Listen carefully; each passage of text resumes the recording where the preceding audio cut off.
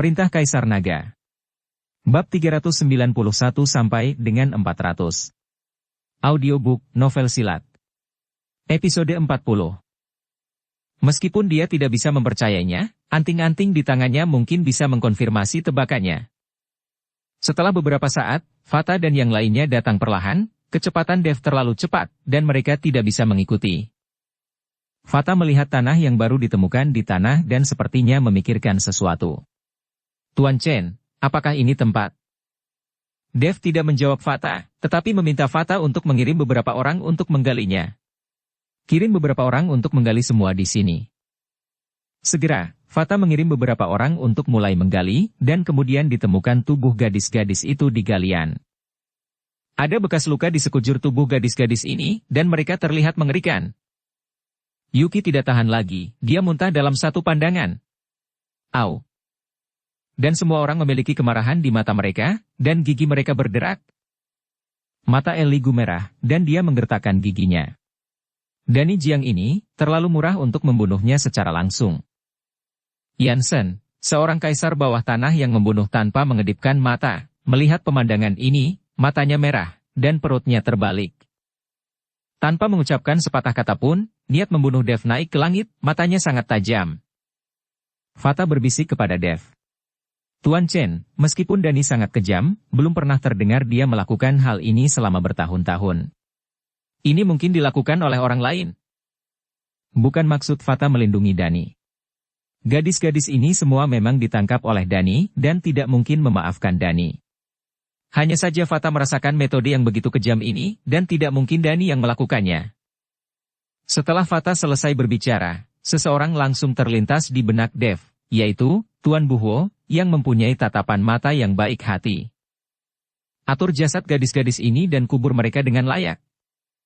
Setelah Dev selesai berbicara, dia mengangkat kepalanya dan melihat ke udara. Tiba-tiba, dia menunjuk satu jari, dan cahaya keemasan melesat langsung, dan kemudian menghilang seketika di udara. Awan hitam dendam yang berkumpul di udara langsung menghilang di bawah cahaya keemasan, dan akhirnya menghilang tanpa jejak. Bagi Dev, dendam ini adalah sumber pelatihan yang sangat baik, tetapi Dev tidak akan menyerap dendam ini, dia hanya menghilangkannya sehingga gadis-gadis ini dapat bereinkarnasi. Kembali ke villa, wajah Dev selalu jelek, sementara Yuki muntah sepanjang waktu, dan Ellie membantunya. Sekitar beberapa jam kemudian, seluruh villa keluarga Jiang digeledah, dan tumpukan terakhir dari file kontrak, serta beberapa tas besar bahan obat, ditempatkan di depan Dev. Fata masuk dengan banyak pakaian dalam wanita dan berkata kepada Dev. Tuan Chen, ini semua ditemukan di satu ruangan. Saya memeriksa kamera pengawasan, dan ruangan itu adalah tempat tinggal Tuan Buhuo. Ketika Yansen mendengar ini, giginya gatal karena marah. Orang tua itu lebih rendah dari binatang buas. Dev tidak terkejut, dia sepertinya sudah menebaknya. Lembah Suanyue di barat daya, mata Dev sedikit menyipit, dan dia melihat ke arah barat daya. Aku akan membuat kalian membayar harganya. Fata menyerahkan file itu kepada Dev dan berkata, Tuan Chen, ini adalah beberapa kontrak keluarga bisnis atas nama keluarga Jiang. Dev bahkan tidak melihatnya dan berkata, aku akan menyerahkannya padamu untuk kamu urus.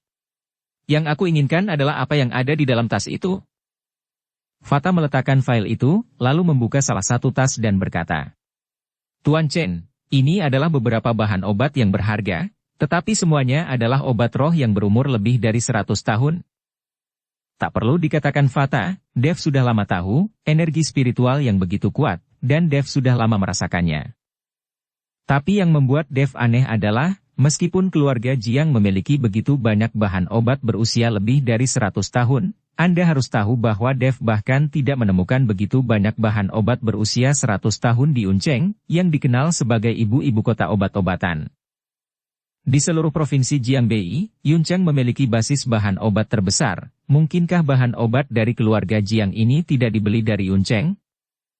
Dev mengungkapkan keraguannya. Bagaimana keluarga Jiang bisa memiliki begitu banyak obat berusia ratusan tahun? Saya pikir obat-obatan ini berasal dari luar Yuncheng. Fata menjelaskan kepada Dev. Tuan Chen, bahan obat ini dibeli oleh keluarga Jiang dari pavilion Raja Obat.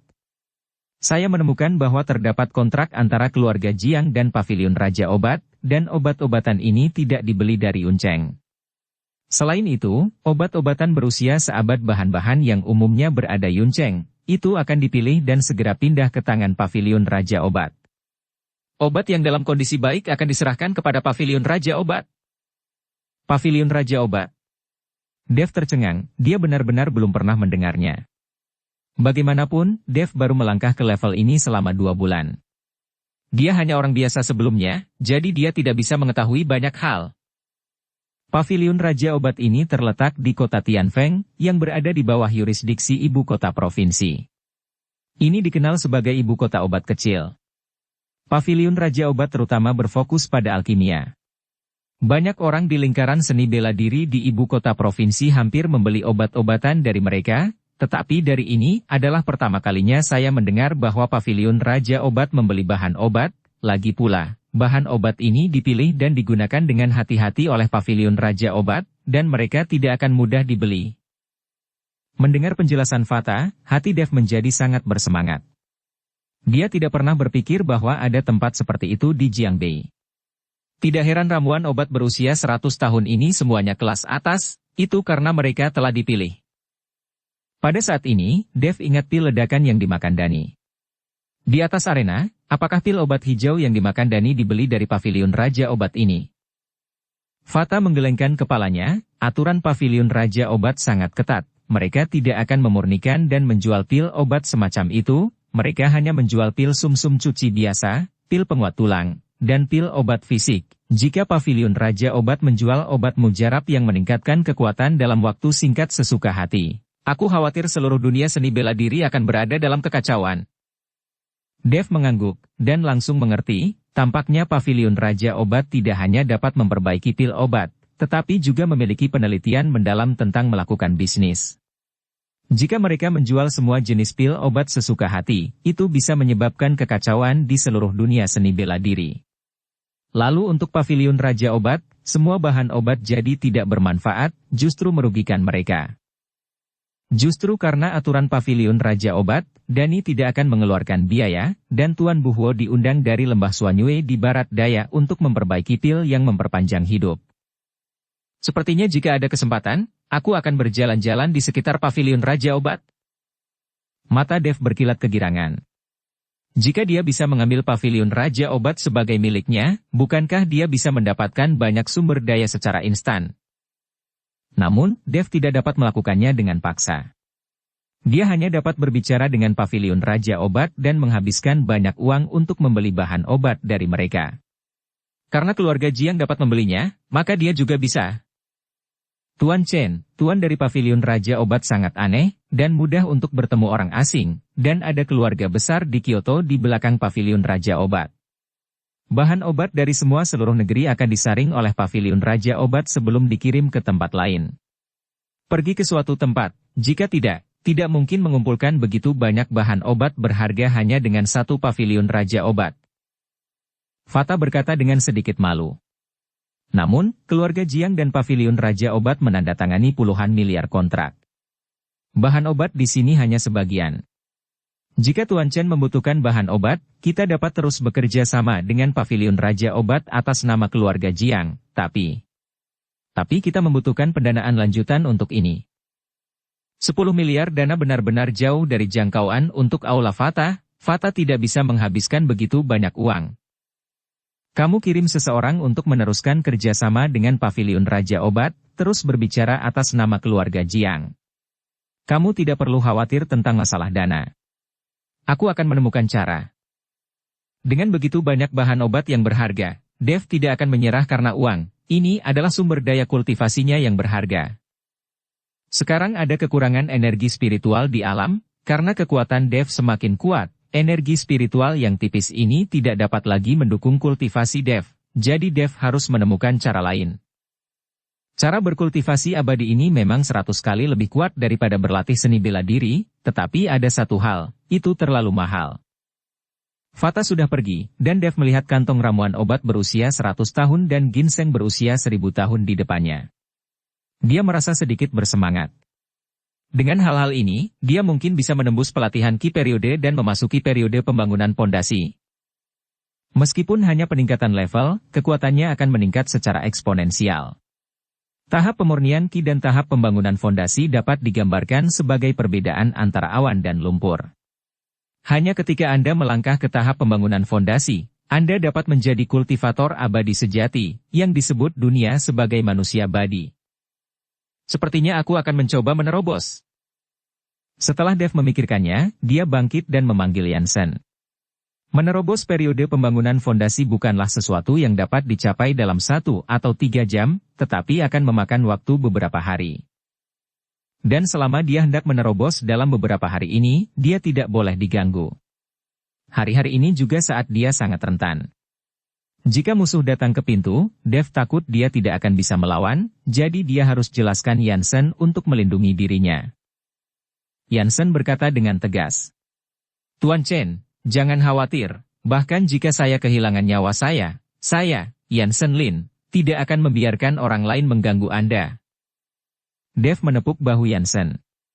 Jika kamu memiliki masalah, kamu dapat meminta bantuan Fata, aku akan memintamu berjaga selama beberapa hari. Setelah menjelaskan kepada Jansen, Dev menelepon Yuki dan memintanya untuk sementara menghabiskan waktu dengan Ellie di ibu kota provinsi.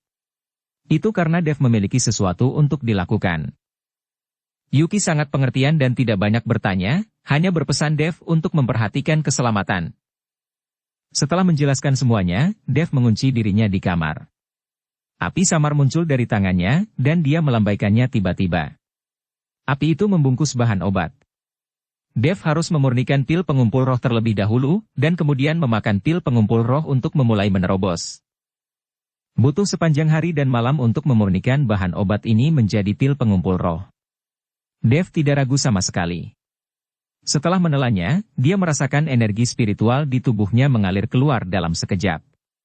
Berubah menjadi aura. Pada saat ini, di sekitar Dev, angin topan berputar dengan cepat, dan bahkan villa tempat Dev berada diselimuti kabut putih samar.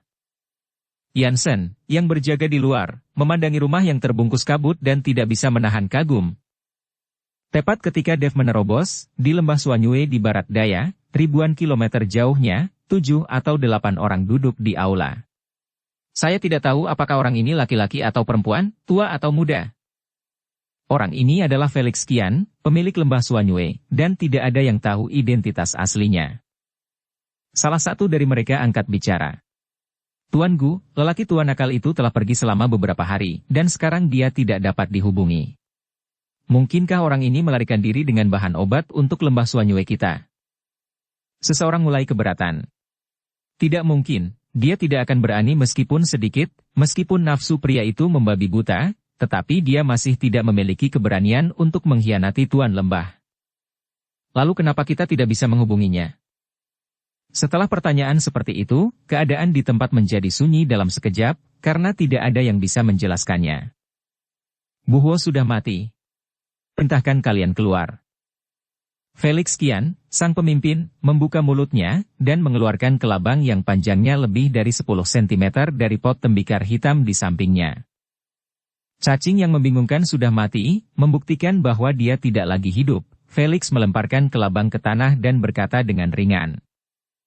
Di lembah Suanyue, setiap orang memiliki cacing gu. Cacing gu ini dipasangkan dengan jantan dan betina. Cacing gu betina akan dimasukkan ke dalam tubuh manusia, dan cacing jantan akan diadopsi dalam pot tembikar hitam milik Felix. Selama salah satu cacing gu ini mati, yang lainnya akan mati bersama dimanapun itu, jadi Felix menggunakan metode ini untuk mengendalikan seluruh lembah Suanyue. Jika seseorang berani mengkhianatinya, dia dapat langsung membunuh cacing gu di tangannya, dan cacing gu pada orang yang berkhianat juga akan mati, dan pengkhianat itu akan mati bersamanya. Namun, jika orang dengan cacing gu mati, cacing gu di tangan Felix juga akan mati bersamaan. Ini. Semua orang terkejut ketika mereka melihat cacing gu itu. Seseorang menebak. Meskipun ada juga master seni bela diri di provinsi Jiangbei, yang memiliki kemampuan untuk membunuh mereka, mungkinkah keluarga Jiang berbalik melawan air? Setelah mendapatkan pil obat, mereka tidak ingin memberi kami bahan obat, jadi mereka membunuh bocah tua itu? Keberatan diajukan. Tidak mungkin. Pemilik lembah telah menjelaskan bahwa hanya setelah mendapatkan bahan obat, keluarga Jiang akan memurnikan pil memperpanjang hidup, dan keluarga Jiang tidak akan berani menentang lembah Xuanwei kita. Salah satu pria tua berambut abu-abu mengerutkan kening dalam-dalam. Mungkinkah itu pavilion Raja Obat? Anda harus tahu bahwa itu adalah wilayah pavilion Raja Obat, dan orang-orang dari pavilion Raja Obat selalu mengaku terkenal dan lurus, dan mereka memandang rendah kita yang di kiri dan kanan. Sekarang orang-orang kita berada di wilayah mereka, bagaimana mereka bisa duduk dan mengabaikannya? Seseorang bertanya pada pria tua berambut abu-abu itu. Tiga tetua, kita tidak memiliki keluhan atau permusuhan dengan pavilion Raja Obat. Meskipun mereka tidak menyukai gaya kita telah berdamai satu sama lain selama bertahun-tahun. Selain itu, ini bukan pertama kalinya bagi orang-orang kita untuk pergi ke Jiangbei. Mungkinkah pavilion Raja Obat kali ini mengganggu orang kita?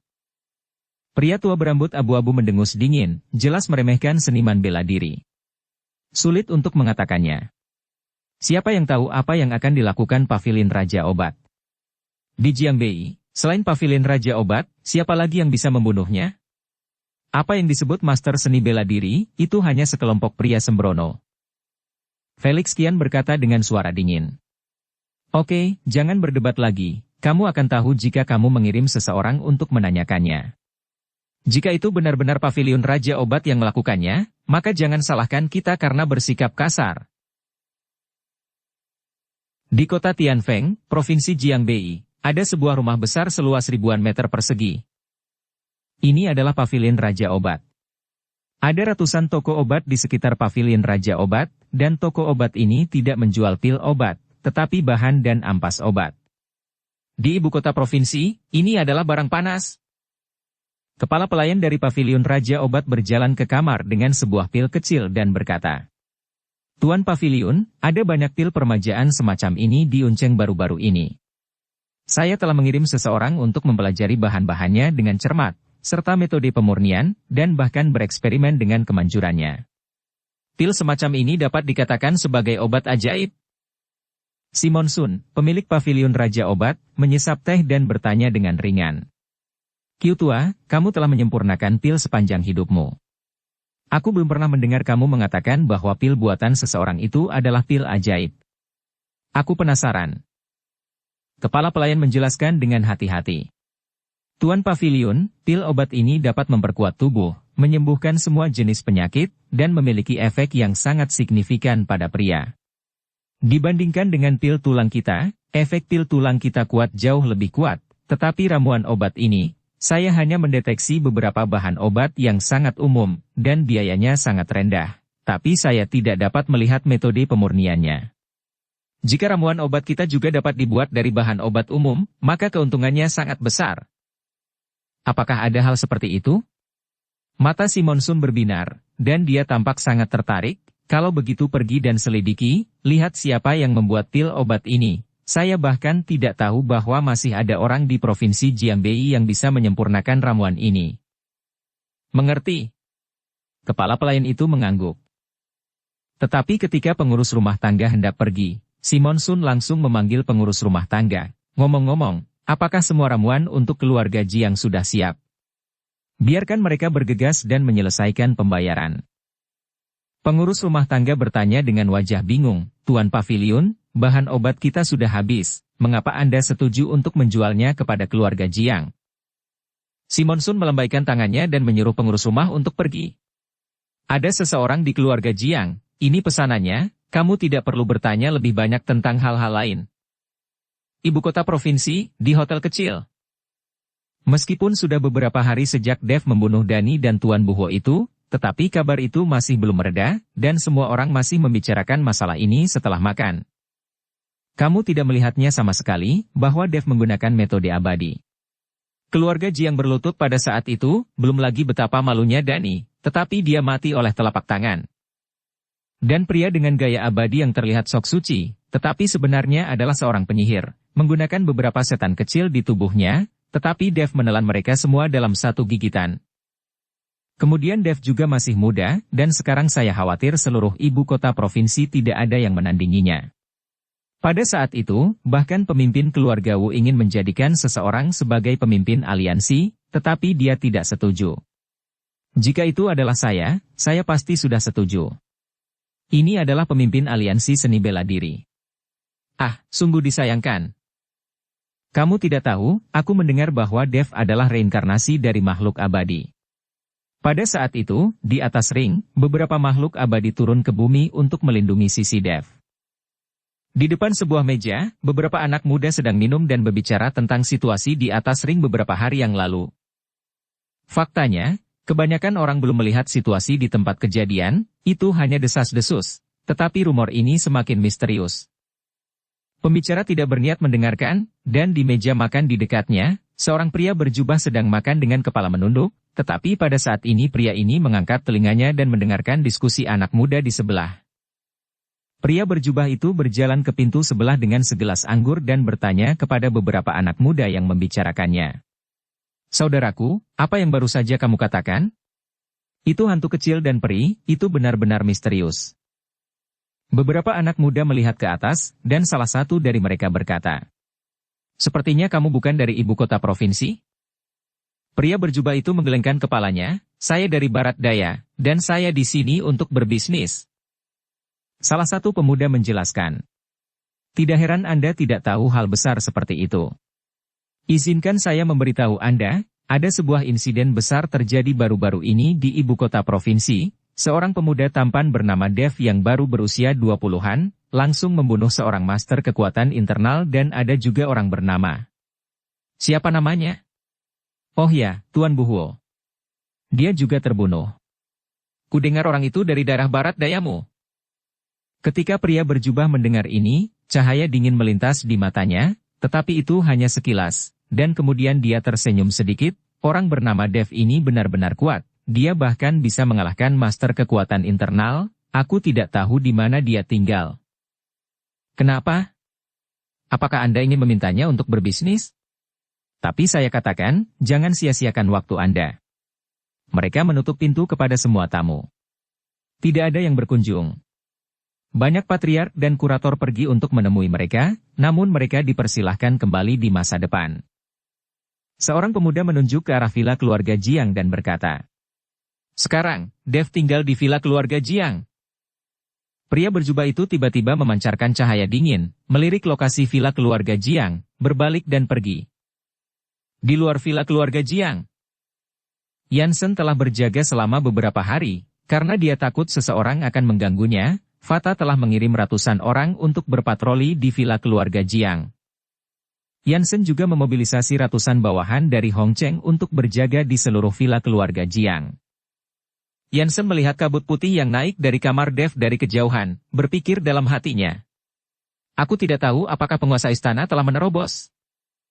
Dukung channel Novel Silat dengan subscribe, follow, like, komen dan share. Pada saat ini, di sebelah jalan tidak jauh dari villa keluarga Jiang, pria berjubah itu mengerutkan kening, menatap ke arah villa keluarga Jiang, melihat kabut putih yang mengembun di atas villa, jubah pria itu bergumam pada dirinya sendiri. Benar saja, Taoisme tidak dangkal, tidak heran dia bisa membunuh bocah tua yang bingung itu. Setelah bergumam, pria berjubah itu melangkah keluar dengan satu langkah, dan orang menghilang di tempatnya dalam sekejap, dan muncul di depan villa di detik berikutnya. Ketika penjaga di luar villa melihat seseorang tiba-tiba muncul, dia buru-buru mengangkat senjatanya dan bertanya, "Siapa kamu?" Pria berjubah itu tidak mengatakan apa-apa, dan begitu dia mengangkat tangannya, dia melempar penjaga itu. Melihat ini, penjaga yang lain mengambil senjata mereka dan bergegas menyerang, tetapi Yansen bergegas ketika dia mendengar gerakan itu. Ketika Yansen tiba, puluhan penjaga sudah mengepung pria berjubah di luar villa. Yansen memandangi penjaga yang diam di tanah, wajahnya tiba-tiba muram. "Siapa kamu?"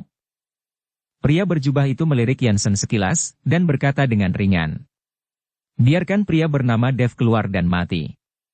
Berani membunuh rekanku, bagaimana mungkin dia masih kubiarkan hidup di dunia?" "Orang-orang dari lembah Suanyue?" Alis Yansen berkerut lebih dalam. Dia telah melihat kemampuan Tuan Buhuo. "Orang-orang ini semua adalah penyihir. Dan mereka semua kuat dalam Taoisme." Memalingkan matanya sedikit, Yansen berkata kepada pria berjubah, Anda bisa menemui Tuan Chen, beri saya nama Anda terlebih dahulu, dan saya akan segera melaporkannya. Anda tahu bahwa ada banyak orang yang datang kepada Tuan Chen untuk berdiskusi, dan banyak juga dari mereka yang ingin membunuhnya. Ada terlalu banyak orang, tetapi Tuan Chen tidak membunuh orang yang tidak dikenal. Bagaimana mungkin aku menjadi orang tanpa nama? Inspektur Kiri Lembah Suanyue datang untuk mengambil kepala Dev hari ini. Pria berjubah itu mendengus dingin, dan aura mengerikan langsung keluar dari tubuhnya. Tunggu sebentar, aku akan segera memberitahumu. Yansen berbalik dan berjalan kembali ke villa. Begitu dia memasuki villa, Yansen dengan cemas mengeluarkan teleponnya. Pada saat ini, Dev sedang berkultivasi, dan dia tidak dapat diganggu sama sekali, jadi dia tidak akan memberitahu Dev, tetapi mengeluarkan teleponnya dan menelepon Fata. Yansen tahu berapa beratnya dan berapa banyak TL yang dia miliki. Dengan kekuatannya sendiri dan penjaga yang sekarang berada di lokasi, dia mungkin tidak dapat menghentikan orang dari Lembah Suanyue ini. Jika Fata membawa orang, mereka mungkin dapat menahan orang dari Lembah Suanyue ini bersama-sama. Setelah menerima telepon dari Yansen, Fata tidak berani ragu sama sekali, dan bergegas ke Villa Jiang, dan memberitahu Hans. Jika sampai pada saat kritis, biarkan Hans menggunakan jabatannya itu untuk datang dan menekan. Minimal Anda dapat menundanya untuk sementara waktu. Inspektur Kiri Lembah Suanyue menunggu sebentar. Melihat bahwa Yansen belum keluar, alisnya tidak bisa menahan kerutan. Melihat aura bergelombang di villa, Inspektur Kiri Lembah Suanyue tahu bahwa Dev tidak bergerak sama sekali. Sial, berani membohongiku? Inspektur Kiri Lembah Suanyue meraung marah. Dia akhirnya tahu bahwa ini adalah rencana Yansen untuk memanggil bantuan. Setelah teriakan marah, Inspektur Kiri Lembah Suanyue menyerbu langsung ke villa, sama sekali tidak peduli dengan penjaga di sekitarnya. Hentikan dia. Sebagai pemimpin. Pada saat ini, otot-otot seluruh tubuh Yansen keluar, dan urat biru di wajahnya juga menonjol. Dia menghabiskan semua kekuatan seluruh tubuhnya. Menghadapi orang dari Lembah Suanyue, Yansen tidak berani ceroboh. Terlalu sembrono. Inspektur Kiri Lembah Suanyue mendengus dingin, dan dengan lambaian telapak tangannya, dia langsung menjatuhkan Yansen, semudah menampar nyamuk. Tubuh Yansen jatuh ke tanah, dan seteguk darah menyembur keluar. Yansen berteriak dengan sekuat tenaga. Jangan biarkan dia masuk ke villa dan mengganggu Tuan Chen. Lusinan penjaga dengan sinar dingin di mata mereka, memandang kematian seolah-olah di rumah. Penjaga ini semua adalah orang-orang dari Aula Fata, mereka semua dipilih dengan ketat, dan semuanya sangat setia. Tetapi tepat ketika para penjaga hendak menyerang Inspektur Kiri Lembah Suanyue, Fata datang dengan membawa orang ke sana. Ada ratusan orang dan mengepung Inspektur Kiri Lembah Suanyue. Fata melirik Yansen yang terluka. Dengan sedikit kekhawatiran di wajahnya, dia berkata, "Apakah kamu baik-baik saja?" "Tidak apa-apa, aku tidak bisa mati," kata Yansen dengan ekspresi malu. Fata menoleh dan memelototi Inspektur Kiri Lembah Suanyue, dan berkata dengan suara dingin. "Kamu berani datang untuk membalas dendam sendirian? Kamu benar-benar tidak menganggap Aula Fata di matamu." Itu hanya sekelompok pria yang ceroboh. "Di mataku, kamu hanya semut, bagaimana kamu bisa masuk ke mataku?" Inspektur Kiri Lembah Suanyue mencibir, dan dia langsung menyerang Fata dalam sekejap. Kecepatan Inspektur Kiri Lembah Suanyue begitu cepat sehingga Fata hampir tidak bereaksi sama sekali, jadi dia ditampar oleh Inspektur Kiri Suanyue dan terbang keluar. Di depan Inspektur Kiri Lembah Suanyue ini, pemimpin aliansi bela diri yang bermartabat tidak memiliki kekuatan untuk melawan. Fata, melihat ini, Yansen ingin bangun dengan susah payah. Dia ingin pergi untuk melihat Fata, tapi sayangnya dia tidak bisa bangun sama sekali saat ini. Orang gila yang berani, ini adalah ibu kota provinsi. Jika kamu berani menyakiti orang, bukankah kamu tidak menghargai hukum di matamu? Hans datang dengan orang-orang dari Majelis Pelindung Hukum. Karena dia takut Yuki akan khawatir, Hans tidak memberitahu Ellie. Jika Ellie mengetahuinya, maka Yuki pasti akan mengetahuinya. "Pergilah," Inspektur Kiri Lembah Suanyue melirik Hans, "Majelis Pelindung Hukum adalah omong kosong di mataku. Jika kamu tidak ingin mati, pergilah." Hans tertegun sejenak, wajahnya merah dan putih, malu. "Ayo bersama-sama, bunuh dia." Melihat bahwa pihak lain sama sekali tidak takut dengan majelis pelindung hukum, Fatah hanya dapat menggunakan keuntungan dari jumlah orang untuk menghentikan Inspektur Kiri Lembah Suanue. Bunuh. Ratusan orang dari Aula Fatah, bersenjatakan senjata, bergegas menuju Inspektur Kiri Lembah Suanue. Menghadapi serangan ratusan orang, Inspektur Kiri Lembah Suanue mengangkat sudut mulutnya, wajahnya penuh dengan penghinaan. Menyembunyikan langit dan menyeberangi laut. Inspektur Kiri Lembah Suanue tiba-tiba berteriak, dan dengan lambaian jubahnya, seluruh langit tiba-tiba menjadi gelap, dan kabut hitam yang mengepul keluar dari bawah jubah Inspektur Kiri Lembah Suanue, segera menutupi langit. Anda bahkan tidak dapat melihat jari-jari Anda. Kali ini, orang-orang dari Aula Fatah berada dalam kekacauan, dan mereka tidak bisa melihat arah sama sekali, dan kemudian ada jeritan-jeritan, dan setiap jeritan melambangkan bahwa seseorang di Fatah mengalami kecelakaan. Inspektur Kiri Lembah Suanue itu tiba-tiba tertawa terbahak-bahak, tawa itu sangat menakutkan. Hahaha, hahaha. Dalam formasiku, akulah yang berkuasa, dan aku akan menangkapnya sebelum kamu bisa menyadarinya. Fatah mendengarkan jeritan bawahannya, hatinya sangat tertekan, dia tahu bahwa jika ini terus berlanjut, bawahannya sendiri akan mati cepat atau lambat, tetapi dia tidak bisa memerintahkan mundur, dan sekarang dia hanya bisa menggunakan nyawa bawahannya untuk waktu menunda untuk Dev. Hati Fatah penuh dengan siksaan, bawahan ini telah mengikutinya dengan setia selama bertahun-tahun, dan sekarang mereka mati secara tragis seperti ini, dan mata Fatah menjadi merah. Yansen memandang Fatah seperti itu, dan merasa tertekan, meraung sedih. Tuan Chen, tolong segera bangun. Yansen, bahkan jika aku mati, dia tidak bisa dibiarkan masuk ke dalam villa, aku akan pergi dulu. Setelah Fatah selesai berbicara, dia bergegas pergi ke kabut hitam tebal. Fatah, Yansen mengepalkan tinjunya erat-erat dan memukul tanah dengan keras, matanya penuh air mata.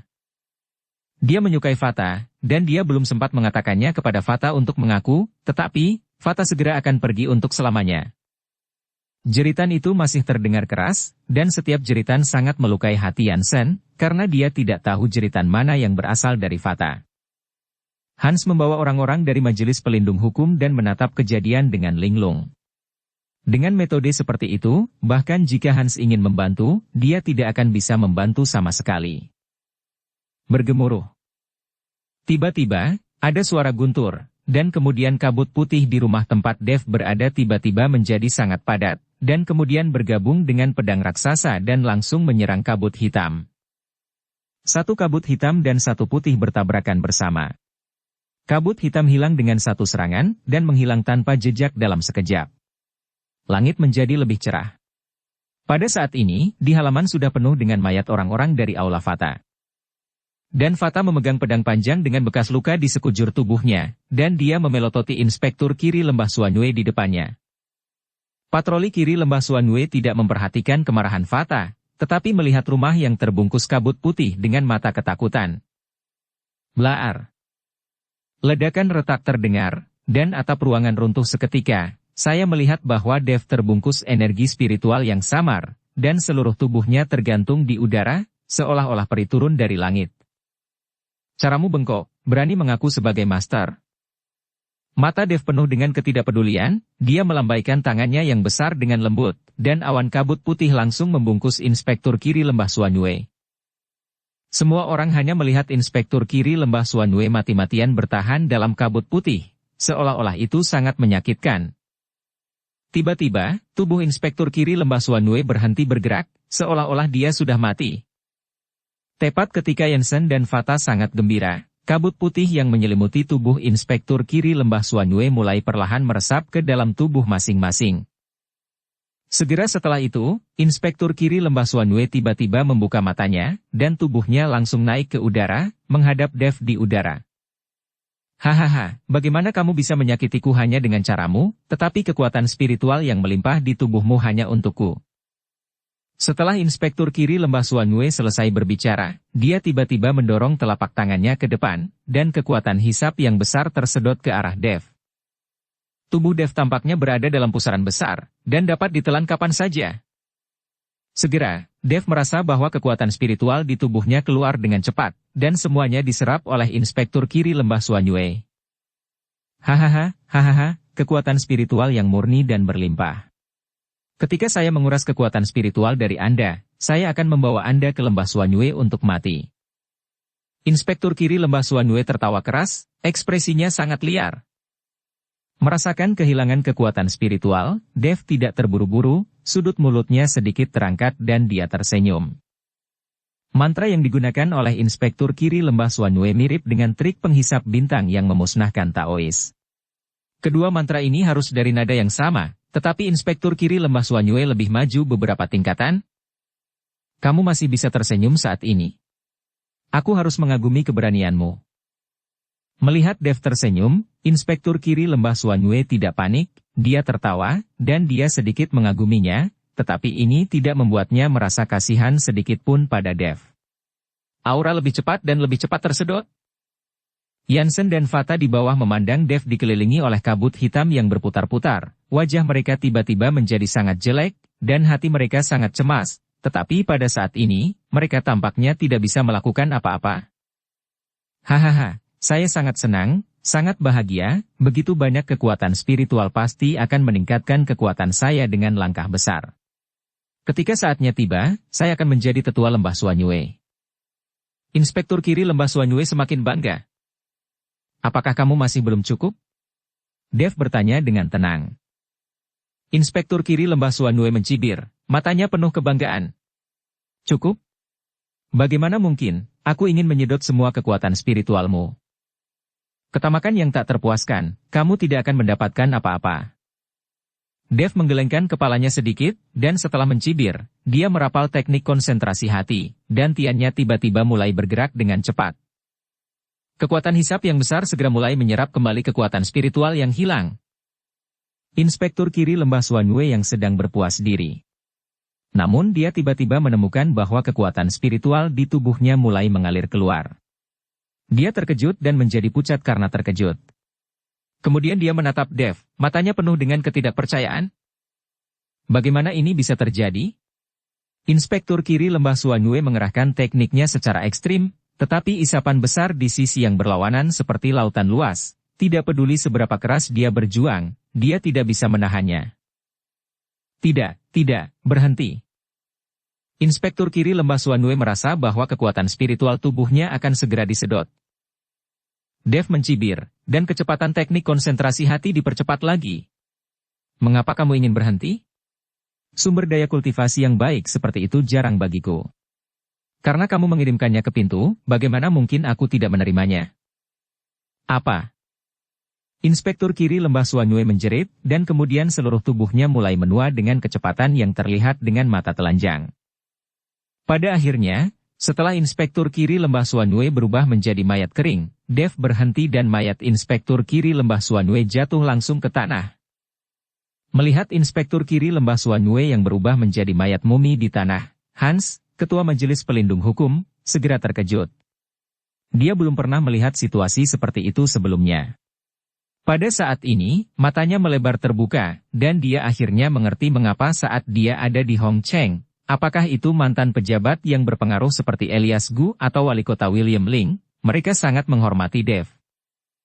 Ini adalah metode abadi, bahkan master kekuatan internal tidak pernah bisa melakukan teknik ini. Pada saat ini, Hans tiba-tiba memiliki ide yang berani di dalam hatinya. Tubuh Dev langsung muncul di depan Yansen dan Fata, dan dengan lambaian tangannya, awan energi spiritual langsung membungkus mereka berdua. Terima kasih Tuan Chen. Fata dan Yansen sangat gembira dan mengikuti Dev untuk berterima kasih padanya. Dev tidak mengatakan apa-apa, tetapi melirik mayat-mayat di tanah, orang-orang ini mati untuk melindunginya. Mata Dev meledak dengan niat membunuh, dia melihat ke arah barat daya, dan berkata dengan suara dingin. Suanyue Gu, aku akan membuat kalian semua membayar hutang darah ini. Ribuan kilometer jauhnya, Felix Qian, pemilik lembah Suanyue, sedang duduk di kursi, membuka pot tembikar hitam di sampingnya, dan memberi makan serangga Gu di dalamnya. Tiba-tiba, tubuhnya bergetar dan alisnya berkedut erat. Pada saat ini, seekor cacing Gu tampaknya dirangsang, dan ia bergegas dalam sekejap, menggigit jari Felix Qian dengan kuat, setetes darah menetes ke dalam pot tanah liat, dan langsung tersedot oleh cacing-cacing Gu itu. Dan cacing Gu yang menggigit Felix, Setelah memutar dengan keras beberapa kali, berhenti seketika dan mati. Mati lagi. Felix tertegun sejenak, dan melihat ke arah Jiang Bei dengan wajah muram. Jiang Bei sudah berubah. Setelah Felix selesai berbicara, awan kabut hitam langsung menyelimuti tubuhnya, dan detik berikutnya tubuhnya menghilang. Di luar villa keluarga Jiang saat ini, Fata telah mengirim beberapa orang untuk membersihkan tempat kejadian. Dengan begitu banyak orang yang mati, suasana hati Fata sangat buruk. Yansen, pergi dan temani Fata untuk bersantai, aku akan pergi menemui Yuki dan yang lainnya. Dev telah berlatih selama beberapa hari, dan dia belum melihat Yuki akhir-akhir ini, karena dia takut Yuki akan mengkhawatirkan dirinya. Baik. Yansen mengangguk, Tuan Chen, Anda telah berlatih selama beberapa hari terakhir. Pemilik pavilion gerbang besi dan kepala keluarga Wu telah datang ke sini, terutama pemilik pavilion gerbang besi, dia datang hampir setiap hari. Begitukah? Dev tahu bahwa pemilik pavilion gerbang besi pasti datang untuk meminta maaf, karena takut dia akan membenci pavilion gerbang besi. Fata dan Yansen pergi, dan Hans, yang berada di samping, berjalan ke Dev saat ini. Tave perkatta kepata Hans. Tuan Li, terima kasih atas bantuanmu kali ini. Wajah Hans memerah, wajahnya penuh rasa malu. Dia tidak membantu apapun ketika dia datang ke sini, dia hanya berdiri di sana, dan bawahannya dari Majelis Pelindung Hukum bahkan tidak kehilangan satu helai pun rambut. Tuan Chen, saya malu karena tidak bisa melakukan apa-apa. Hans berkata dengan malu, dan nama Dev telah berubah menjadi Tuan Chen. Bahkan jika kamu tidak bisa membantuku, kamu tetap datang ke sini. Dev tidak menyalahkan Hans karena tidak mengambil tindakan. Lagi pula, di hadapan seorang penyihir seperti Inspektur Kiri Lembah Suanyue, tindakan Hans dengan Majelis Pelindung Hukum juga akan sia-sia. Tuan Chen, saya punya ide yang belum matang. Saya berharap Tuan Chen dapat bergabung dengan Majelis Pelindung Hukum. Pada saat itu, saya pasti akan mengatur posisi Tuan Chen sebagai wakil ketua majelis. Hans bermaksud menarik Dev ke Majelis Pelindung Hukum. Jika ada orang seperti Dev di Majelis Pelindung Hukum, status Majelis Pelindung Hukum akan sangat meningkat di masa depan. Bahkan keluarga seni bela diri itu tidak akan berani memandang rendah Majelis Pelindung Hukum. Saya masih memiliki banyak hal yang harus dilakukan. Terima kasih atas kebaikan Ketua Li. Dev menggelengkan kepalanya. Dia tidak akan bergabung dengan Majelis Pelindung Hukum. Lagi pula, organisasi resmi ini memiliki terlalu banyak aturan. Hans berkata dengan tergesa-gesa. Tuan Chen, jika menurut Anda posisi Anda rendah, saya dapat memberi Anda posisi Ketua Majelis. Saya akan menjadi wakil ketua dan membantu Anda. Dev menggelengkan kepalanya, Tuan Li telah salah paham. Saya memiliki banyak masalah pribadi untuk ditangani, dan saya tidak dapat bergabung dengan Majelis Perlindungan Hukum Anda. Tetapi jika Tuan Li membutuhkan bantuan saya dapat membantu. Ketika Hans mendengar ini, dia langsung senang, kalau begitu biarkan saya berterima kasih Tuan Chen terlebih dahulu. Jika Anda butuh bantuan Majelis Pelindung Hukum saya akan melakukannya. Setelah mengobrol dengan Hans sebentar, Dev pergi dan langsung pergi ke kediaman Ellie. Selama beberapa hari terakhir, Yuki telah tinggal bersama Ellie. Setelah tiba di tempat, Dev menemukan bahwa pintunya terkunci, dan keduanya tidak ada di rumah, jadi dia menelepon. Setelah mengetahui lokasi keduanya, Dev langsung pergi ke tempat itu. Ternyata beberapa hari ini, Ellie dan Yuki telah berbelanja setiap hari, dan hari ini tidak terkecuali, mereka nongkrong di pasar. Dev hancur. Setelah Yuki melihat Dev, dia melambaikan tangannya dengan penuh semangat. Dev bergegas, memeluk Yuki, dan berbalik. Ellie memutar matanya dari samping. Jika kalian berdua selalu melempar makanan anjing di depanku, aku lebih pergi. Kamu juga harus mencari pacar, jadi kamu juga bisa menaburkan makanan anjing. Yuki berkata sambil tersenyum. Ellie berseru. Aku tidak akan mencari mereka. Mereka semua adalah orang-orang yang kasar. Tidak masalah jika aku bisa menemukan seseorang seperti Dev. Setelah Ellie selesai berbicara, dia merasa bahwa dia telah mengatakan sesuatu yang salah, dan wajahnya menjadi merah. Sebelum dia menyadarinya, dia sudah menganggap Dev sebagai standarnya untuk pacarnya. Melihat Ellie memerah, Yuki terkikik dan berkata, jika kamu sangat menyukainya, bukankah tidak masalah bagi kita berdua untuk menjadi pacarnya? Wajah Ellie menjadi lebih merah ketika dia mendengarnya, dan dia memelototi Yuki, jangan bicara omong kosong, maka dia akan menang banyak. Mendengarkan kata-kata Yuki, Dev terdiam beberapa saat dan hanya bisa tersenyum pahit. Melihat Dev tersenyum, Yuki menanyai Dev secara langsung. Kenapa kamu tersenyum? Aku hanya bercanda, kamu tidak akan menganggapnya serius, kan? Aku akan mendengarkanmu, Dev tidak menjawab kata-kata Yuki secara langsung, tetapi dengan cerdik menghindarinya, yang membuat Yuki sangat puas. Benar saja, setelah mendengar apa yang dikatakan Dev, Yuki tersenyum puas. Ayo, aku akan membawamu berkeliling. Mereka bertiga berjalan-jalan di sekitar pasar. Karena mereka belum pernah mengunjungi pasar di ibu kota provinsi, Dev merasa sedikit segar. Pasar ini sangat besar, dan ada segala macam hal di dalamnya, dan ada tempat untuk dikunjung untuk bermain dan terus bermain. Tepat ketika mereka bertiga berjalan ke persimpangan jalan, mereka melihat sekelompok orang di sekitar sana, berteriak keras, tidak tahu apa yang sedang mereka lakukan. Bersambung ke episode 41. Dukung kami dengan subscribe, follow, like, komen dan share. Terima kasih.